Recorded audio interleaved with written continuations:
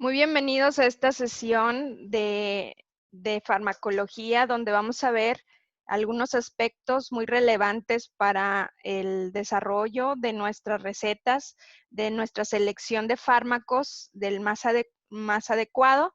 Y les reitero la invitación para consultar el libro de texto. En esta sesión está unida o tiene relación con el capítulo 5 del libro de texto, que es la ciencia de la farmacoterapia, así se titula este capítulo, así que lo pueden revisar para profundizar más en los conocimientos y en los conceptos que vamos a ver en esta clase. Y esta clase tiene la intención de que podamos estar mucho más seguros a la hora de seleccionar un fármaco y lo que debemos de esperar en el fármaco que asignamos para nuestros pacientes. Y también tiene que ver en esta clase la relevancia de tomar en cuenta las diferentes interacciones farmacológicas cuando el paciente presente diferentes necesidades en su cuerpo y el cual tenemos que tomar en cuenta. Muy bien, las noticias nos dicen que hay medicamentos adictivos. Aquí nos está dando esta nota que hay 10 medicamentos, un draft, una selección de los más que pueden causar más adicción. Se expenden o se venden legalmente bajo receta para su uso no médico, y eso ha hecho que sea un problema de salud pública.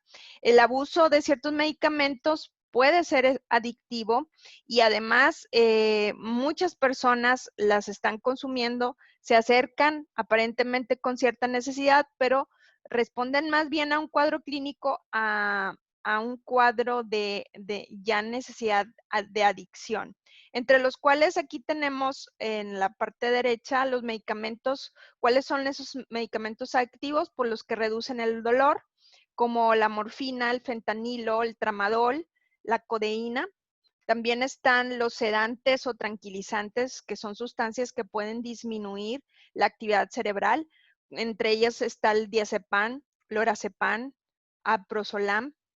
Y también entre los medicamentos adictivos encontramos los estimulantes de las actividades cerebrales, como la cafeína, la oximetazoxolina, metilfenidato, etcétera. Entonces, el paciente ubica o la persona ubica en este listado algo que le genera ese medicamento, y entonces por eso lo busca, y al buscarlo a veces llega a este mal uso de los medicamentos. Por lo tanto, es importante, si el paciente siente algo que busca en ese medicamento, nosotros como médicos, como odontólogos y como expertos en la salud, estamos muy familiarizados con la farmacodinamia. En otras sesiones ya hablamos de la farmacocinética, pero vamos a concentrarnos un poco más en este concepto, en la farmacodinamia. ¿Qué es? Es esa rama de la farmacología que estudia la acción de los medicamentos y sus efectos en el organismo vivo. Es lo contrario a la farmacocinética. Entonces, aquí es cómo el fármaco afectará al cuerpo, y farmacocinética es cómo el cuerpo afecta a nuestro fármaco. Aquí en la pantalla podemos ver esta interacción que está de cómo entra la droga en el sitio de acción, cómo interactúa con los receptores.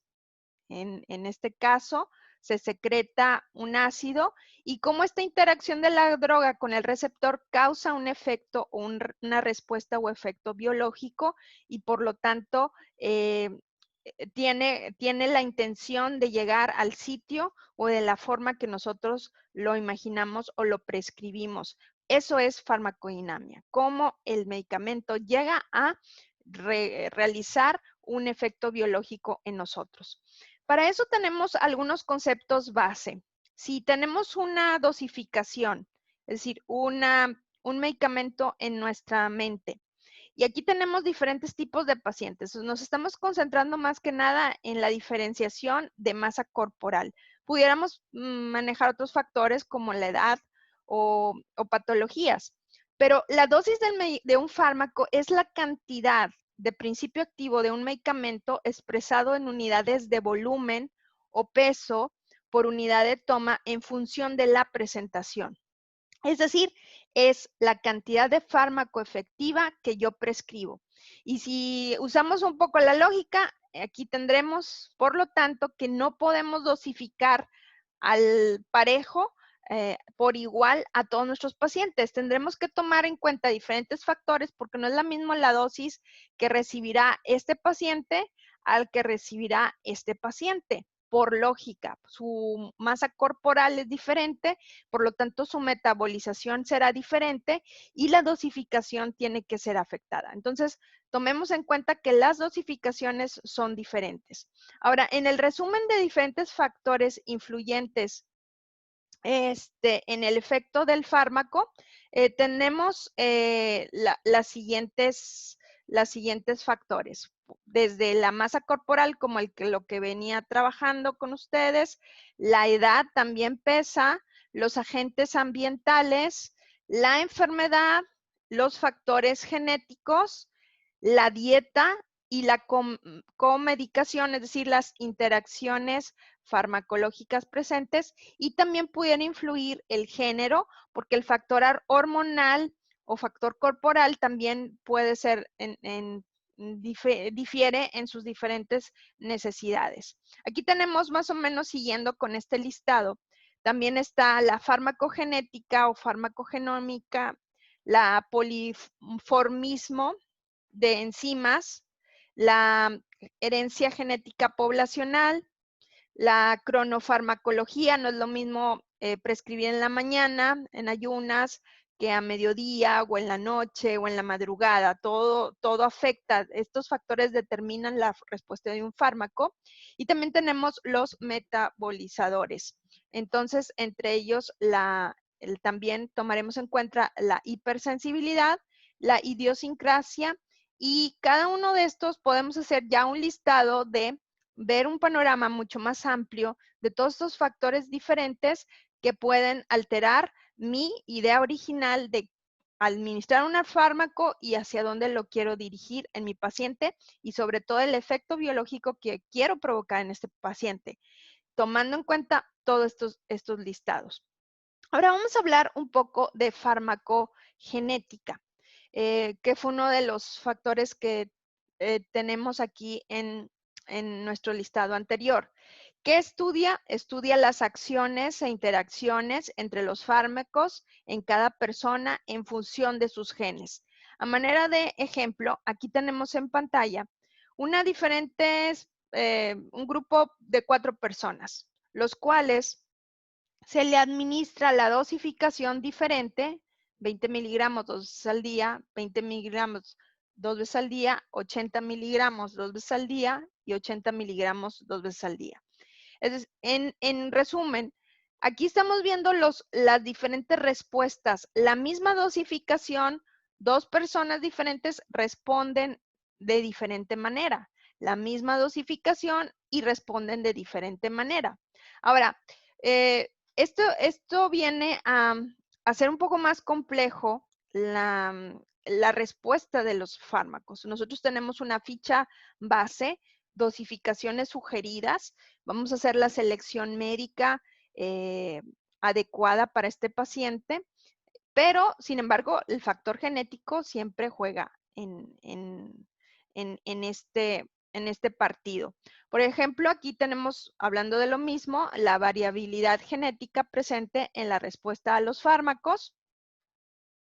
Aquí tenemos un grupo de personas al azar, random, y yo les administro un medicamento, y entonces este medicamento tuvo una respuesta total en los que están en color azul, una respuesta parcial en los que están en color naranja. Hay gente que al mismo fármaco no hubo respuesta, no hubo aceptación, y una respuesta adversa severa en algunos que otros pacientes. Esta es la variabilidad genética. ¿Fue una buena selección nuestro fármaco? Sí, pero nosotros también nos la jugamos con este factor, del cual también es algo que tenemos que tomar en cuenta. Yo siempre les sugiero que cuando nosotros proponemos un plan de tratamiento a nuestros pacientes, o en este caso, un plan de tratamiento farmacológico, nunca manejen el término absoluto. Con esto se le va a quitar y con esto vamos a erradicar. No. Los absolutos en biología no funcionan. Es decir, siempre tú maneja el término, vamos a tratar, vamos a juntos, incluyan al paciente, porque ustedes ya lo vieron, el paciente, su manera de administrar, si bien o mal, también juega. Entonces, en estos factores de la prescripción farmacológica, nunca dejen de reiterarle al paciente que es una buena opción, esperemos que una buena selección y esperemos que le vaya muy bien con ese medicamento.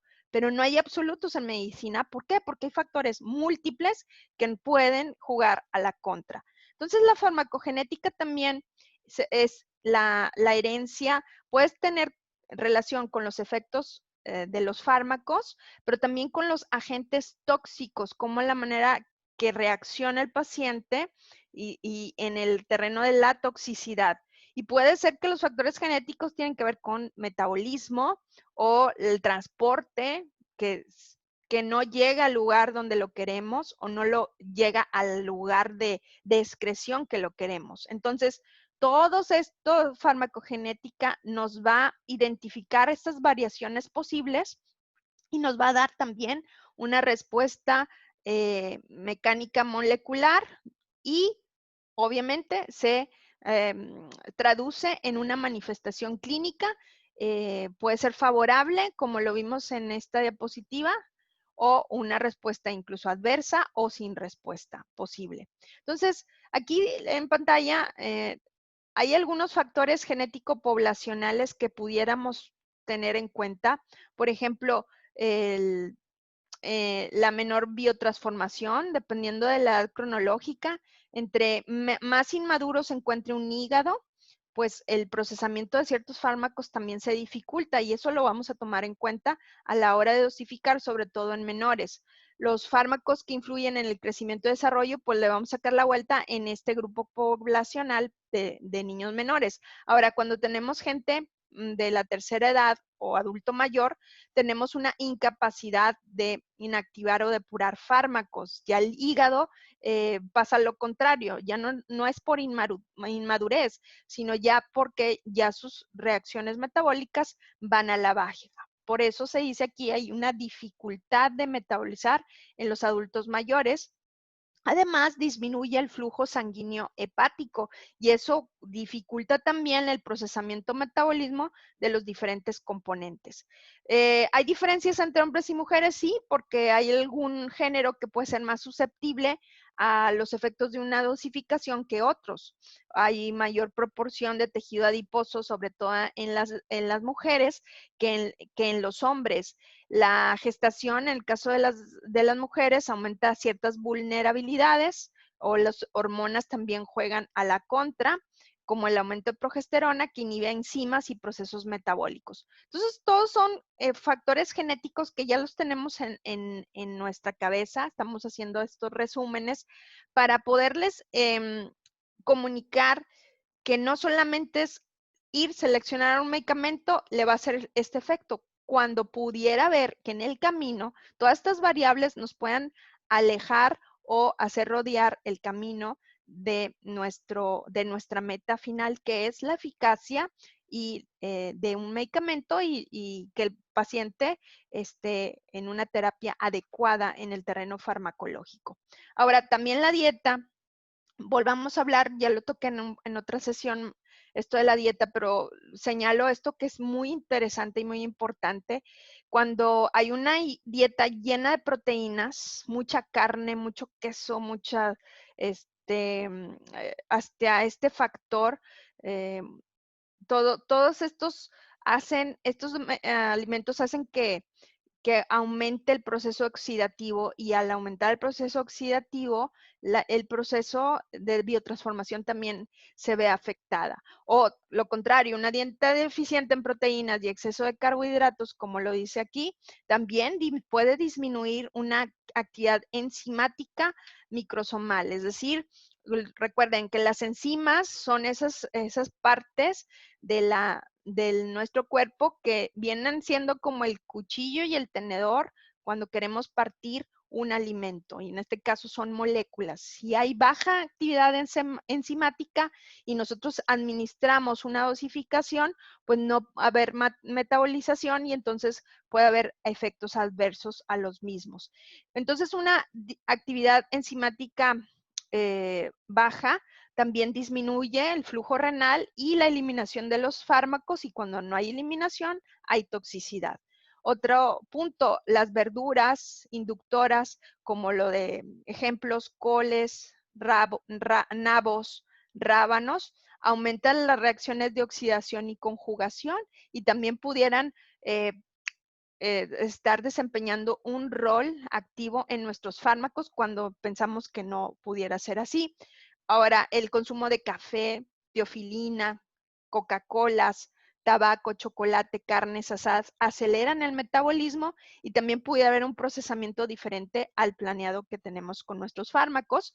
Y el jugo, nuevamente, esto ya lo había dicho, el jugo de cítricos como la toronja produce una inhibición del metabolismo en su primer fase intestinal. Así que todos estos son factores que tomaremos en cuenta y que nos ayudan a entender por qué a veces los fármacos no funcionan de la mejor manera en determinados pacientes. Vamos a entrar a algunos conceptos importantes para nuestra selección de fármacos. Por ejemplo, aquí tenemos una persona que empezó a fumar aquí en la parte inferior y cada vez el cigarro o el químico tiene que ser en mayor medida y mucho más potente. Entonces, eso se le llama tolerancia y lo definimos como la disminución de la respuesta de una persona a un fármaco y se produce cuando éste se utiliza repetidamente. Y esto sucede mucho con un grupo de medicamentos con los que vamos a trabajar, que son los inhibidores del dolor. A veces la persona se acostumbra a tomar tanto estos inhibidores del dolor o analgésicos que ya se hace tolerante. Y una pastilla y dos, y ya mejor, ¿por qué me tomo dos? Si me puedo tomar muchos más. Y eso se le llama tolerancia. Ahora, la resistencia se refiere a la capacidad de los microorganismos o de las células, en este caso pudiera ser cancerosas, para resistir los efectos de un fármaco que habitualmente es eficaz en ella. No es lo mismo la tolerancia, esta es la respuesta de una persona, y la resistencia a la capacidad del microorganismo, ahí es la gran diferencia, del microorganismo para resistir los efectos de un fármaco. ¿Qué hemos hecho en la historia? Cuando se administró antibióticos como las ampicilinas, durante mucho tiempo los microorganismos se hicieron resistentes. Por eso en esta nueva generación de expertos en salud como ustedes, lo que más se manejarán son las simbiosis o las combinaciones. ¿Por qué? Porque nos encontramos a microorganismos que son resistentes a los grupos convencionales de antibióticos, antivirales, etcétera. ¿Por qué? Porque están mutando y se están haciendo más fuertes y nosotros tenemos que ir un paso más adelante y buscar esas combinaciones. Esto es muy dinámico. Entonces, aquí, reiterando el mismo concepto, la tolerancia es la disminución o efecto farmacológico. La administración repetida hace que vayas aumentando dosis y te vas haciendo más tolerante y entonces tienes que subir mucho la dosis para tener el mismo efecto o plan de tratamiento. Entonces, la resistencia adquirida, para que quede un poco más claro, es la insensibilidad o sensibilidad disminuida de las bacterias y por eso tenemos que hacer combinaciones o aumentar también nuestra dosificación. Otra cosa que pueden jugar a la contra en cuanto a nuestros fármacos escogidos puede ser el estado fisiopatológico de nuestros pacientes. Puede ser aquí les pongo algunos ejemplos. Encontramos en esta diapositiva el hipotiroidismo, el hipertiroidismo, puede ser un cáncer, desnutrición, inanición, estrés, fiebre, insuficiencia cardíaca, hepática, renal. Todos los y cada uno de estos estados fisiopatológicos pudieran afectarnos negativamente en el desarrollo de nuestros fármacos. Las variables fisiológicas como esta, como temperaturas corporales, como equilibrio base, ácido base o un balance hidroelectrolítico, también son factores importantes que nos pueden jugar a la contra o desempeñar un efecto disminuido, adverso, contrario de nuestros fármacos. Ahora, también pudiera ser lo contrario, una hipersensibilidad, que es una reacción adversa, es una respuesta inmunológica exagerada que reacciona a través de ese consumo de fármacos. Una persona que rápidamente empieza a manifestarse en su piel, en sus mucosas, una inflamación, un carraspeo, falta de respiración. ¿Por qué? Porque hay una hipersensibilidad a ese medicamento. Los ojos se le empiezan a cerrar, o una hinchazón, al punto peligroso de tener un choque que le totalmente le corte las vías aéreas. Eso es el peligro que corremos. Otro concepto importante que ustedes deben de tomar en cuenta en cuanto a la selección es la idiosincrasia farmacológica, que se refiere a una reacción, idiosincrasias, a una reacción determinada de ese paciente. ¿Por qué reaccionó así tan exageradamente? Pues ya traía ahí un factor genético aparentemente anormal que algunos pacientes presentan frente a un fármaco y no hay una explicación realmente determinada más que es que el paciente no le cayó bien ese medicamento genéticamente, no fue una mala selección, simple y sencillamente por este factor biológico no hay una buena combinación. Y es por eso, nuevamente le reitero, que nosotros no vamos a tener un antibiótico en nuestra mente y se acabó. Porque si llega a pasar una idiosincrasia farmacológica con tu paciente, ¿qué más sigue? Tienes que tener opción B, opción C, opción D. Siempre estar empapados. Esto, la mayoría de los estudiantes de odontología se sienten muy cómodos con 1 o 2 antibióticos, 1 o 2 analgésicos y salen de la carrera manejando ese cuadro y les fue muy bien con 1 o 2, pero la realidad es esto, que nos vamos a encontrar cuando empezamos a abrir nuestra cartera de pacientes allá en el mundo real.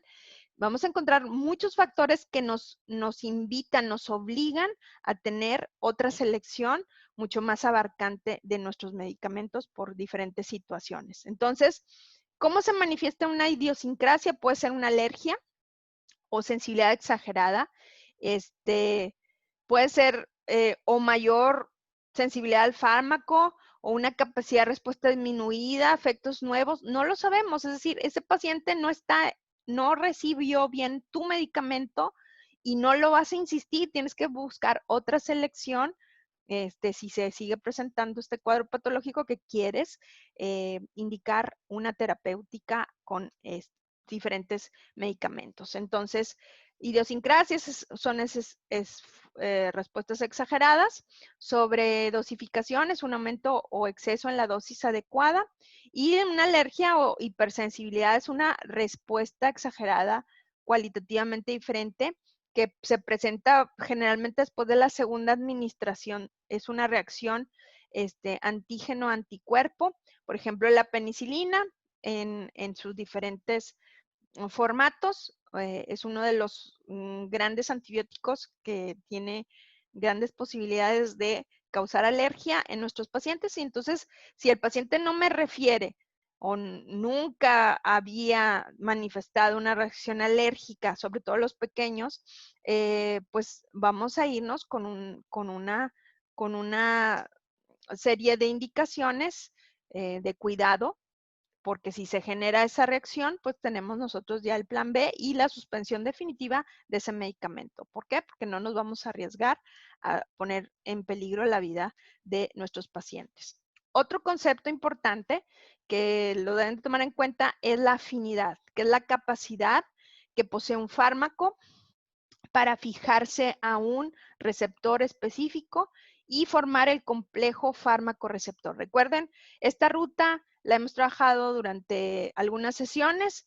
Yo sé que la vía de administración a absorción me genera una respuesta molecular celular donde va dirigido a ciertos receptores, y si ese receptor recibió mi fármaco, entonces puedo decir que hay afinidad. Ahora también hay otro concepto que es la especificidad, que es la capacidad que posee el receptor para permitir el acoplamiento de un tipo específico de molécula y no de otra. Es decir, ese receptor es específico para esa molécula. Y aquí en el libro de texto nos lo presenta con colores, cómo puede haber diferentes tipos de afinidad, desde una alta afinidad, como esta, o una media afinidad, o una definitivamente baja afinidad. ¿Sí? Hay fármacos que no tienen afinidad para los receptores de nuestros pacientes y se manifiestan las respuestas biológicas. Nosotros no hacemos un estudio molecular, no es nuestro expertise, pero sabemos si funciona o no funciona. ¿Por qué? Porque la dosificación la checamos los efectos y estamos preguntando constantemente a nuestros pacientes cómo se va sintiendo con sus efectos. Ok. Otro punto es el receptor. Entonces, es la afinidad elevada con su fármaco para fijarlo aun cuando se encuentre en bajas concentraciones. Ahí está el receptor listo para hacer su trabajo. Y hay una fórmula muy importante que no debemos de olvidar. Alta afinidad más alta especificidad es igual a más acción farmacológica, que es la meta de todos nosotros, de tener una acción farmacológica correcta, con las dosis correctas, con la potencia correcta, por el tiempo determinado, y no nos prolongar y no estar en tanto a prueba y error. Entonces, podemos decir, es lo mismo decir que un fármaco es eficaz y potente, pues la eficacia es que tiene la capacidad que tiene un fármaco para producir el efecto terapéutico deseado, la respuesta máxima, y la potencia es la capacidad que tiene un fármaco para producir una respuesta máxima a una menor dosis o menor concentración. Para que quede un poco más claro, o sea, los mismos conceptos los vemos desde otro punto de vista, potencia versus eficacia. Entonces, la potencia se refiere al rango de dosis dentro del cual una sustancia produce respuestas crecientes. Es decir, se me quitó el dolor. Ya, es la potencia de un fármaco. Luego el paciente empieza a ver el efecto bajarse y empieza a manifestar ciertas dolor, en el caso del dolor, inflamación o cierta incomodidad. Y entonces dice, ya la potencia se me ha bajado.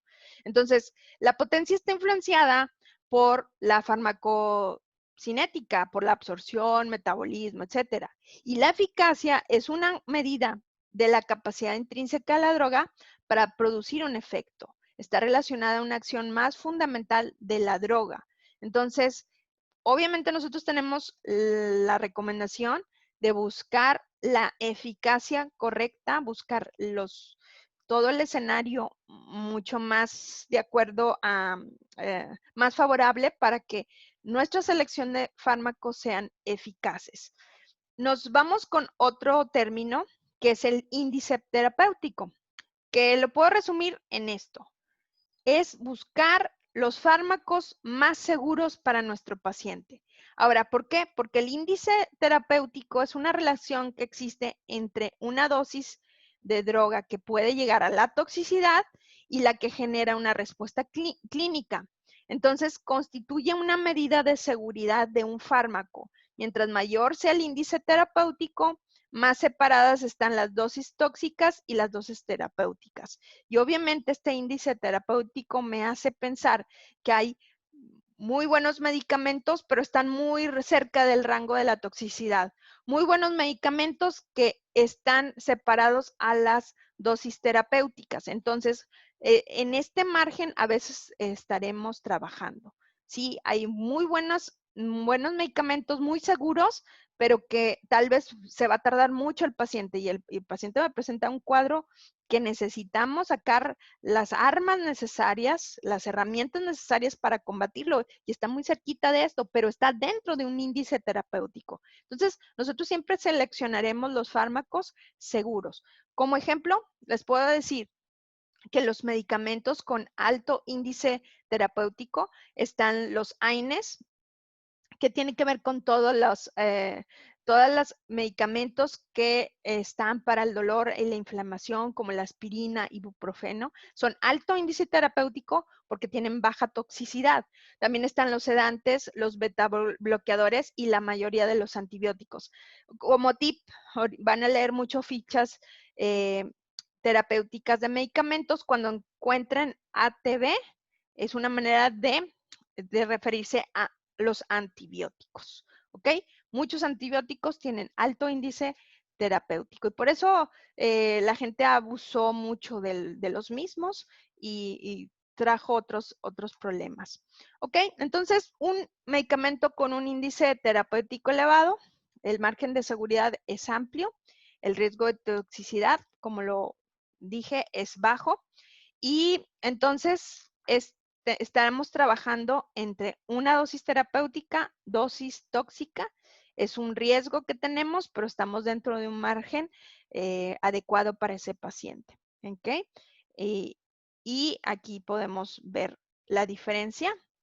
Un índice terapéutico muy bajo es donde la toxicidad está muy cerca. Estaremos trabajando en la línea límite y a veces hay medicamentos y hay situaciones que nos obligan a tener este índice terapéutico bajo en este sentido, pero obviamente siempre o nuestra primera opción es buscar esto. Esta es nuestra meta. Y aquí podemos ver los diferentes conceptos que ya trabajamos en esta clase. La eficacia, la esperamos en el efecto farmacológico, la toxicidad que siempre está presente, y obviamente esperemos que a veces hay toxicidad leve, a veces hay toxicidad grave, pero siempre que la eficacia esté sobre encima de los mismos y buscando una ventana terapéutica. Nuestras dosificaciones generalmente no pasarán de una semana, 2 semanas de administración de un fármaco, salvo algunas excepciones muy, muy claras, muy concisas. Pero en esa semana que tu selección farmacológica sea de lo mejor, lo más óptimo, que sea eficaz, que sea potente para tener una ventana terapéutica adecuada para tu paciente y no pasar a estos grados de toxicidad. Ahora, hay algunas situaciones en las cuales los pacientes generalmente no toman en cuenta qué pasa cuando tengo medicamentos ya caducos, cuando ya se vencieron. Bueno, sus propiedades químicas, eh, físicas, microbiológicas y terapéuticas también cambian. Las químicas, cada ingrediente activo puede tener, por eso son las fechas, y ese ingrediente activo puede permanecer o puede caducar. Entonces hay gente que dice, bueno, ya se me venció. Yo he visto casos y la gente piensa, bueno, en vez de una pastilla me tomo 2 o una cápsula me tomo 2, porque yo creo que ya se les bajó el efecto y a veces no es así. La gente no toma en cuenta esto. También puede alterarse sus propiedades físicas. La sal se empieza a humedecer, una cápsula. Su integridad del formato de ese medicamento puede sedimentarse o cambiarse. También cambia sus propiedades microbiológicas, puede afectarse la esterilidad o la resistencia al crecimiento bacteriano que está alrededor de ese medicamento y la gente no lo toma en cuenta. Las propiedades terapéuticas, por lo tanto, se modifican. Si se modifican las químicas, se modifican las terapéuticas y también es muy relevante mencionar cómo se modifican las toxicológicas. Pueden ocurrir cambios en la toxicidad por formación de productos. Esa simbiosis ya se vencieron, entonces no sabemos, es una molécula muy inestable. Un fármaco que ya pasó la fecha de vencimiento son fármacos muy inestables y hay que aleccionar o a enseñar a nuestros pacientes a tomar en cuenta cada una de estas factores, que por eso hay fechas y así como hay alimentos que no nos atrevemos a consumirlos porque ya no están en la fecha segura, los medicamentos también debemos de cumplir esta misma regla. Entonces, ¿qué es la interacción farmacológica y cómo afecta? La interacción farmacológica son las situaciones en que los efectos de un fármaco están influenciados por la administración conjunta de otro fármaco. Entonces, esto puede ser también cuando nosotros hacemos la historia clínica y le preguntamos a nuestros pacientes, ¿está consumiendo algún remedio casero? Aquí me estoy refiriendo principio activo de plantas medicinales, algún tecito, algún remedio que escuchó yo o que es común en esa población o pasó de generación en generación, porque incluso esos remedios pueden interactuar negativamente, potencializar o inhibir un fármaco. No se diga el consumo de alcohol, de tabaco o drogas ilegales. Entonces, aquí podemos ver, son dos principios activos en competencia y que pueden causar otro tipo de efectos inesperados. No sabemos qué efectos surjan de esa competencia, pero aquí les puedo mencionar que puede ser desde reducir el efecto que yo quisiera en ese paciente, anularlo completamente o invertirlo. Fue todo lo contrario. Yo esperaba que disminuyera la inflamación y se potencializó la inflamación o el dolor y la infección se disipó. ¿Por qué? Porque las interacciones farmacológicas estuvieron presentes. Entonces, los posibles efectos pueden ser disminución de la acción de los medicamentos, incremento de la acción de los medicamentos o causar efectos adversos. Y aquí podemos ver todo lo que interactúa, desde alimentos, suplementos o una afección clínica fisiopatológica, como las mencionamos al inicio de esa sesión. Todo puede causar esta interacción. Entonces, como a manera de conclusión y de recomendación, cuando hay una interacción farmacológica, es la invitación de conocer muy bien las características de los fármacos que dispensamos, conocer muy bien las fichas en el tiempo que te hagas. Esto es cuestión de disciplina. Y a veces es una disciplina que pensamos, bueno, pasé la materia, va, check-in y ya, vamos a lo que sigue. No, esto es diario. Las interacciones farmacológicas es una evolución constante.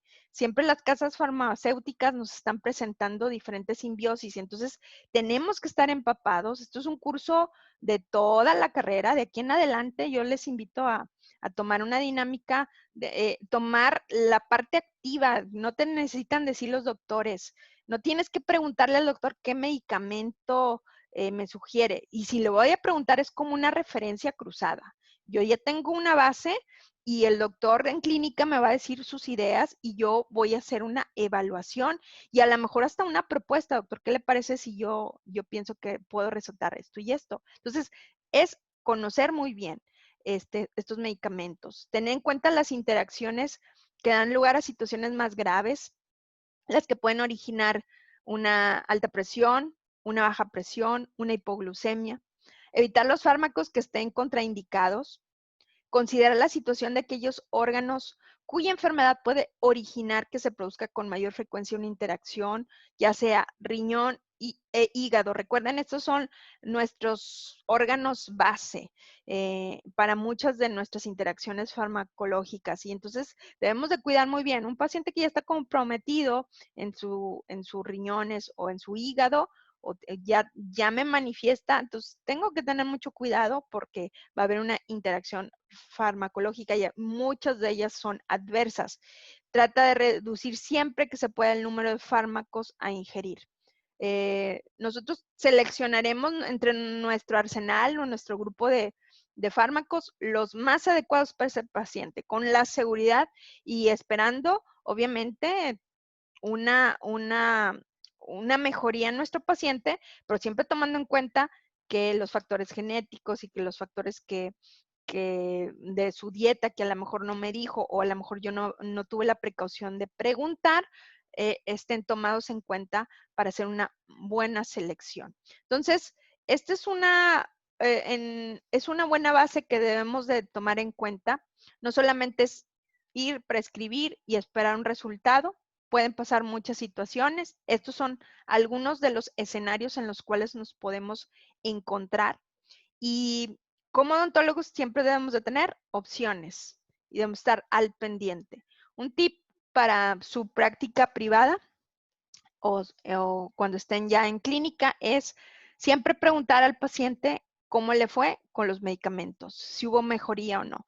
No te esperes hasta la semana donde vas a volver a quitar puntos o vas a volver a verlo o a los 15 días. Siempre está en contacto con sus pacientes. Es una muy buena manera de estar empapados cómo está manejando esta interacción farmacológica en su paciente, cuál es la respuesta biológica. Y si lo puedes hacer en la noche de ese día después de tu tratamiento o al siguiente día, también habla muy bien de ti. No solamente de que hiciste un tratamiento y te despegaste del paciente. Y yo tengo muy buenas referencias de las personas que hicieron eso desde estudiantes, estar al pendiente, cómo le fue al paciente, cómo se sintió, si mejoró el dolor o no.